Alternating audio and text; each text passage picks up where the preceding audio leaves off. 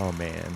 Well, as of this recording, we still don't know who the president of the United States will be. And I'm just going to throw this out there.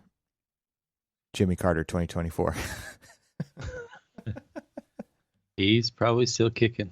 He is. He will still. Sorry, I meant to say, he will probably still be kicking, and Yeah. he'll probably still be working on houses for low-income and needy families. Well, this country Which, does seem to love really, really old white men as presidents. yeah, yeah, yeah. Oh, man. I'm staying away. Told you. I couldn't. So we're just reviewing our documents, and I was a little, frustrated by where some of the sheets were ending up in the set. I was like, well, it just makes no sense that they're here versus there. And they're like, well, but that's where the template is. And I'm like, well, that just doesn't make sense, because if you think about like the logical order of how we think about documents from like the micro vision to the macro vision, and I know I say that ad nauseum, quite often, but it really is, that's the way that we sort of have to look at these documents. Is we want to see the big picture and then zoom in ever so gently to get granular, right? And to understand how the things are put together. But first you need to know how they're arranged, what their adjacencies are, what their proximity to other things are, how they interact and interplay with other buildings or, site amenities or whatever. And then, start to then zoom in a little bit closer and closer and closer and closer and closer to the powers of 10 thing to actually understand how that. And so I'm always so, and again, I'd even preface this though by saying it may not be this way for much longer, but for now it is this way, where we are worried about where where information resides within the actual documents, so that we can actually say, here's the natural progression of, like, here's the ceiling, here's the RCPs, then, the RCP details, or like an enlarged RCP plan to get into granular details. And then here are like all of the soffit details or the bulkheads, or here's where radiant panels lie, and blah, blah, blah, blah, blah, blah, blah. And so it's just like, okay, those make, natural progression in our 2D world. Now, once we start moving on to the model-based delivery method that we have talked about, so hoping that it happens sometime in the not too distant future, then it'll be a different conversation about how we present the material, how we present. Will it be the model with a set of design intent documents, or will it be just the model itself? I mean, how do we present to them what all of our overall design intent are, what all of the important areas that we really want them to pay attention to that are slightly different than, like, industry standard or normal detailing, and highlight those particular things. So those are the things that are going to be interesting in how we evolve the documentation for the delivery method. Yeah, absolutely. But it's also that agreeing upon this notion that where is the right place for them to reside now, that is sort of causing me a little bit of just grief of just making sure that when I'm presenting my set of documents, that I'm presenting the set of documents in a clear and concise manner, that they know exactly A, my design intent, and B, those deviations from the norm. Yeah, if I could jump in on this, I think that documents are designed to communicate, right? Yeah. And so a template isn't going to cover every possible project, or, right. That's it. It's just not going to. Usually, how we position our template is that it's a set of guidelines, and it's a starting point. If your project needs it to be different, make it different, and then tell us about it. Tell us why it needs to be different, so that can be taken into account in further development of said template. Because if we don't learn from all of those various ways in which things need to be documented, then we can't adjust and take the friction out of that process. Because obviously that's what you're coming up against, is like, why is it like this? It doesn't make sense on this project. It might make sense on other ones, right? But that just needs to be the discussion point. And honestly, like, if you as the project architect need to figure out the best way to communicate what's in that set of drawings for that project. I feel like a lot of times we should just, obviously we don't always know who the contractor is, but just ask them what they want. How do they want to see it? What makes sense for them? Because they're the ones who are actually going to have to read this communication document and build from it. And so I think a lot of times we get kind of stuck going in circles in our own studios trying to define, quote unquote, the best way to present this information. And it might be the best way for us. And if that's all we're trying to solve, fine. But if we're actually trying to communicate a design that actually has to get built, then you got to just ask the person who's going to build it how they want to see it. I feel like there's so much that we could do in this profession to, number one, build trust, but number two, give them what they need so that they can build the thing. And somewhere in the middle is this just big, hairy-ass problem of agency review, which is typically what we're solving for, not the actual final built edifice.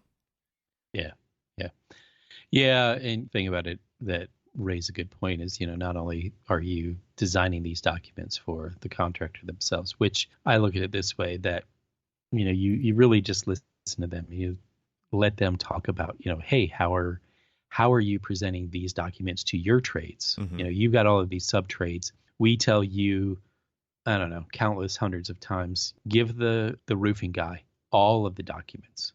And they're like, well, he doesn't need all the documents. And if I print them all out, it's going to cost me a whole lot of money. It's like, yes, but then they can coordinate with the mechanical package. They can coordinate with, the facade guys. They can coordinate with all of these other guys. Yep. And so, but they're like, I'm only going to be giving them your 5 set of. They compartmentalize it down to make it as, quote unquote, simple as possible. And it's failing to realize that this is a multifaceted, interdisciplinary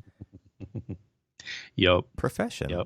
It is. Big picture, man. Come on, people. Zoom out. Exactly. I mean, because, So did you reorder the sheets? Reordered a few just to make that a little bit more logical and where they are within the within the kind of like overall context. And if you're talking about Revit, then you're talking about auto sorting the project browser, which is a crappy thing to have to deal with. And then you're talking about printing a certain sheet order, which is another crappy thing to deal with. It's just like there's so much kind of real cost to these decisions that people don't realize. And then when you have 1,001 different submissions that you've done, like we have, then you also have to make sure that you've got the sorting parameter set up. Yep.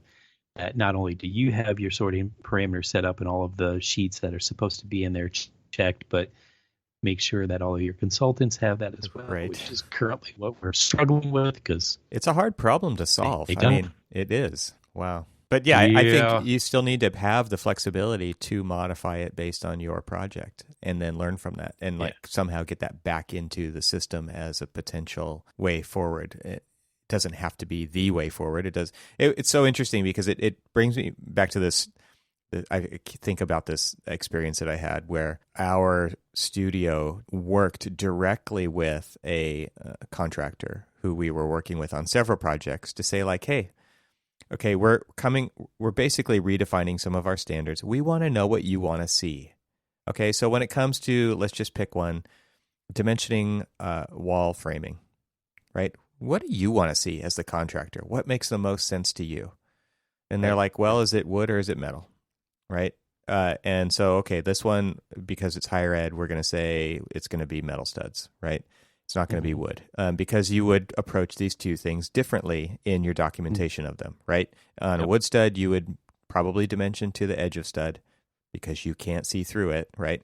On a metal stud, they've got these holes punched in them, and you can actually see in the track, you could line it up with a mark on the ground, right? Yep. And that's what they said. They said, okay, if it's metal stud building, dimension to the center line of the walls for interior walls, obviously, and edge of slab for exterior dimensions or edge of stud, depending. Grid lines aren't real. Don't care about those. Stuff like that, right? And go through this entire process, and it's like, okay, all that makes sense. Totally makes sense. We're going to do that. And then crusty old studio leaders like, but I agree with all that, but I've never done it like that, and I'm not going to start.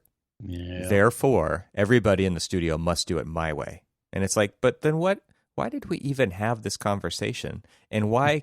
And why can you make like this ultimatum, this decision that overrides everything that we just discussed and basically just throws that entire discussion into the waste bin? How does one person have that much power in a team environment? And I guess, at some level, somebody has to make a decision. But when that decision is like the opposite thing that everybody just agreed was the right way forward, right, makes no sense to me. That is a very frustrating part of our profession. Yes, absolutely. Because seriously, when you've got a young designer working on a project and they want to know how to dimension a set of drawings, it just has to be crystal clear. Here's how you do it on this project. It doesn't mean it has to be the same on every project, right? If the materials are different, then you do it differently. But that mentality of this is how we've always done it and overriding this is the right way to do it starting now, we're actually making adjustments based on current state, is such a frustrating experience to go through. And it doesn't happen that often, but when it happens, man, it's like stubbing your toe in the middle of the night, right? When you kick the corner of the bed with your pinky. It's like so painful. Yeah. Yep. Yeah. So I don't know. It does. I think this goes back to our earlier topic about finding common ground. You've got to find that way forward, and then kind of you got to do this at the beginning of the discussion. You got to do it at the end of the discussion. We're all in this together. Yep. Right. Yeah. Here are all of our various personal experiences. Okay. How are we going to move forward together? And our profession could use a heck of a lot more than that. And what I mean by that is, and we've talked about it on this show before, is when our firms are making decisions, we need to be sharing that with other firms so that we can create professional standards. Right. So we can all move forward together and stop thinking about that stuff and move on to more interesting problems. Yes. And to me, a more interesting problem is what you were talking about with a model-based delivery. How do we actually solve that? Where everybody's talking about it, and there is some interesting stuff going on out there, I think, in that realm. I'd really like to pick the brains of the people who are attempting to do that now. I guess right now I'm not understanding or fathoming there still has got to be some level of documentation of a system or a detail or something that you've spent more time modifying it from, or customizing it, let's call it that, from the standard or the norm, and you now want to do something a little bit differently. So you got to document that. But overall, hell, a partition is a partition is a partition.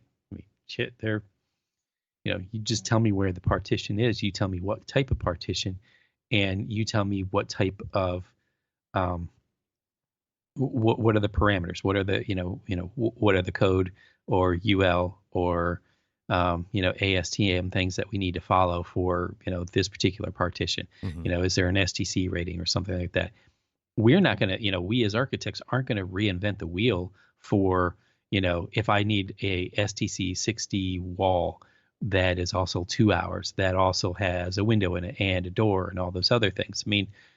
We're going to just find all of the assemblies that conform to our design standards, put them all together and put them in that wall and call it a day. But we don't necessarily, as long as we're clear on exactly how to achieve that assembly, the testing itself, the all of the different assembly information that we have, that's just going to come straight from the manufacturer. That's going to go straight to the contractor, and they're going to build it the way that they're told how to build it for the manufacturer to conform to that particular criteria.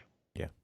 Why do we actually have to do all of that? No, why do we have to I agree. repeat that information? Right. I agree with that. And I think that's the CYA kind of stuff that goes into our documents when it's, you can't complain that we don't lay out every little piece of the assembly because there's so much information already that we're dealing with. It's like we have to deal in levels of abstraction because if we don't, and I think that's one of the most interesting things about what we do is our ability to deal in different levels of abstraction, whether it's all the way down to the nuts and bolts of how this thing goes together, all the way zoomed out of like, yep, it's just a wall. Like, who cares what it's made out of yet?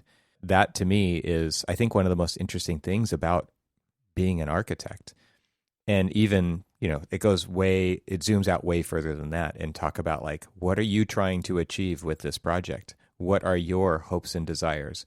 What other things can we do with this? Like, and then you go all the way down to making it real. Like, it's a very interesting process. And I think it's weird how people in the middle of that get caught up in all of that kind of information embedding when it's just completely unnecessary, because it's like today, my son is going through a math class and he's like, what do I need to learn this for? I would look it up. And I'm like, you're right. Like, yeah, I can't argue that. Or I would use a calculator, right? And it's like, yeah, like that's the modern world that we live in. Now, there are like really great lessons to be learned to get to that point, and that you should understand the foundational kind of levels of this kind of information. But it doesn't mean that, number one, you need to use it in the future. And number two, like you should be able to rely on these other sources of information so that you're not duplicating this effort everywhere. Mm-hmm. Because it's like, seriously, you want us to get like, everybody's selling this lovely idea of like level 500 models, right?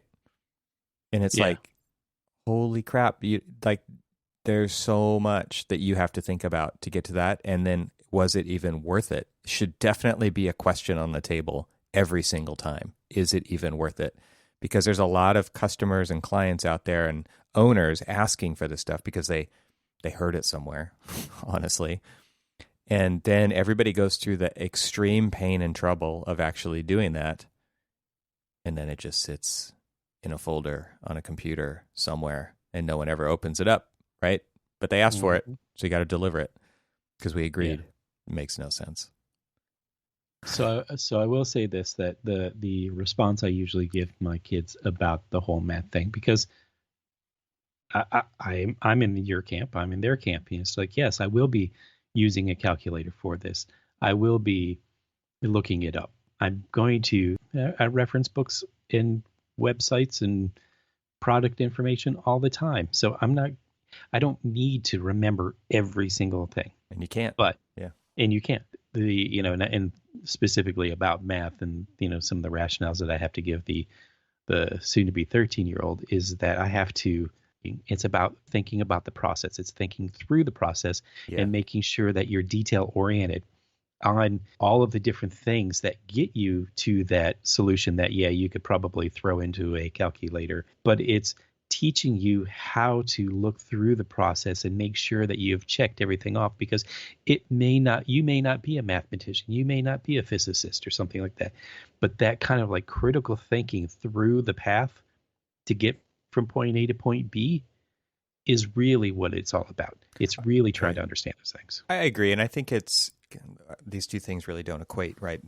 Comparing the math to the professional stuff that we're doing. But it does. Because I think on the high school level, or let's just call it that for now, you are actually saying like, well, you don't just trust the answer it gives you, like know how it got that so that you can, because I think that is a big issue in our society is people just trust every freaking thing they read and everything that they see. It's like, well, it's on the internet, it must be true, right? Yep. It's on Wikipedia, it must be true. The answer that the thing gave me is this, so it must be true, without any kind of like we're talking about understanding of how it got there. How did that happen? In our case, I think on the professional level, and why I say it doesn't really equate is because we are acting as professionals and we need to be able to trust and rely upon these other sources of information so that we don't have to go through all of that stuff because we just physically can't. Like if you are saying this is this kind of assembly, you are relying on those other third-party tests to be accurate and represented accurately. And if they're not, like that can't be your fault. Yes, true.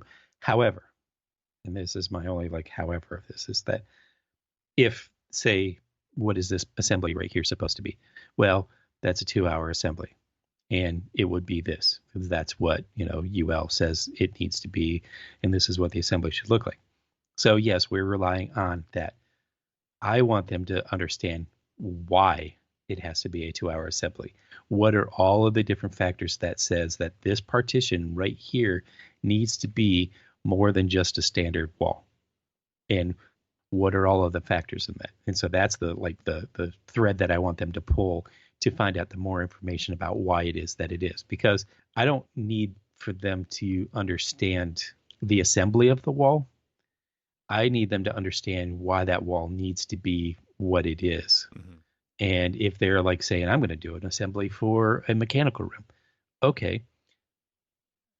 If the mechanical room is X, it could be this. But if the mechanical room is Y, it'll have to be this.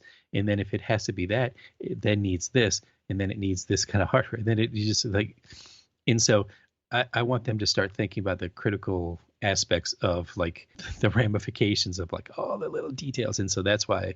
What does that line on the page actually mean? Yeah. Yeah. Goes back to that discussion. Know what you're drawing. Yeah. Yep. Yes. Yeah. That's a tough. It's just hard to stay up on all that stuff too. Like, how often do you need to revisit that? Every project, probably. Every project. Yep. But every project is a few years apart. So, but yeah, I think you're right. I mean, it's weird to try to achieve that balance from, like, it, but now you're trying to make sure other people know it. Mm-hmm. Yeah, it's a tough profession. It's tough to be there because there's so much of like, I don't need to know that. Like, it's that mentality. I don't want to know about that. I just want to draw the lines. Right. Yeah. Yeah. The why behind the what is a tough thing to get people interested in sometimes. Exactly. Because it tends to be boring. Yeah, it can be kind of. And people want the glamour part of the job. Mm. Is there such a thing? I don't know.